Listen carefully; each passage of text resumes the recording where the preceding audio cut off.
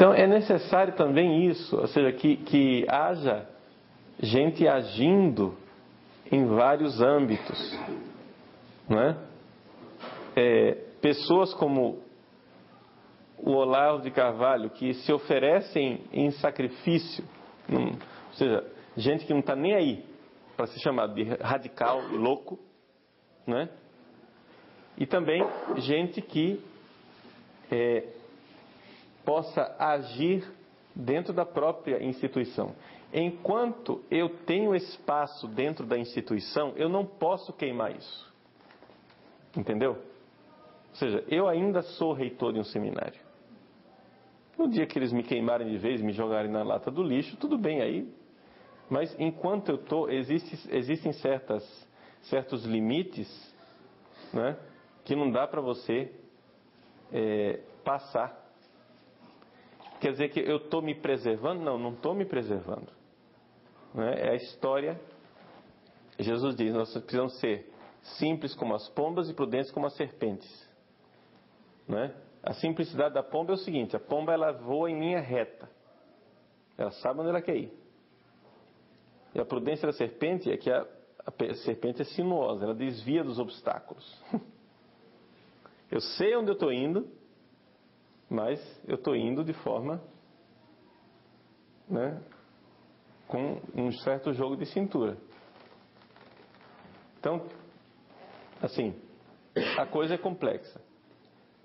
Respondendo a sua pergunta concretamente, existe uma estratégia? Eu acho que nós não temos condições de institucionalizar nada por enquanto. A estratégia agora, nós estamos na fase para usar a linguagem da esquerda, da acumulação de força. Entende? Nós estamos na fase de acumular força. Nós não estamos na fase de querer deflagrar um conflito fora. Não, os conflitos que nós estamos tentando resolver são internos. São dentro de nós precisamos arrumar a casa. Então, muita gente, padres, seminaristas, né? Padre, porque o senhor não funda alguma coisa, né? Porque você não faz uma associação, um movimento, etc e tal. Nós não estamos em condições de institucionalizar nada. E depois, dentro da igreja, quando você institucionaliza, você perde o poder de penetração. Por exemplo, você vai e chega e diz, não, isso é do Opus Dei. Pronto. Aí você acabou, não tem mais penetração na paróquia. Porque isso é daquele grupo. Você diz, não, isso é da renovação carismática. Pronto, já é daquele grupo. Não, nós precisamos... O caminho precisa ser o caminho da via ampla da grande igreja. Onde todas as pessoas de todos os movimentos se sintam incluídas nessa necessidade de combate antirrevolucionário. Entende? Só que para isto não é possível, dentro da Igreja Católica, você fazer absolutamente nada só a partir do leigo. Por quê? Porque o caminho de você desprezar o clero e fazer uma reforma só a partir do leigo é um caminho revolucionário. Entende o problema? Por quê? Porque é o caminho protestante. O caminho protestante é o caminho de uma reforma leiga sem clero.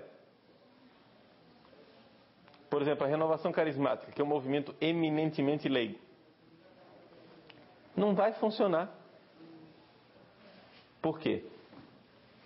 Ele ajuda, você está ajudando. Eu sou muito né, a política de aliança, né? A gente precisa fazer alianças para conseguir fazer algo de concreto. A renovação carismática ela é importante, mas não é o carro-chefe da solução. O carro-chefe da solução tem que ser o clero. A crise atual é uma crise do clero. Eles entraram nos seminários e acabaram com os nossos seminários e ordenaram padres e já estão chegando no episcopado. Está cheio de bispo revolucionário. Ora, qual é o caminho de volta? O caminho de volta é o caminho de ida. Ou nós retomamos os seminaristas e o clero jovem, para um belo dia, ter bispos, entende? Conscientes que tragam as coisas de volta, então não vai funcionar. Então eu não acho que o caminho, não é? Ou seja, a formação dos leigos é importante. Mas eu não posso investir somente no leigo. Por quê? Porque a igreja de Cristo, ela é formada, não é? Por esse trinômio, né? Igreja, Eucaristia, bispo. Onde está o bispo, aí está a igreja e aí está a Eucaristia. Não há igreja sem Eucaristia.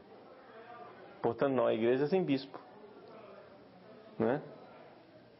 Também não tem bispo que não seja igreja, não tem bispo que não celebra a Eucaristia, entendeu? E não tem Eucaristia sem igreja sem bispo, porque é uma circularidade.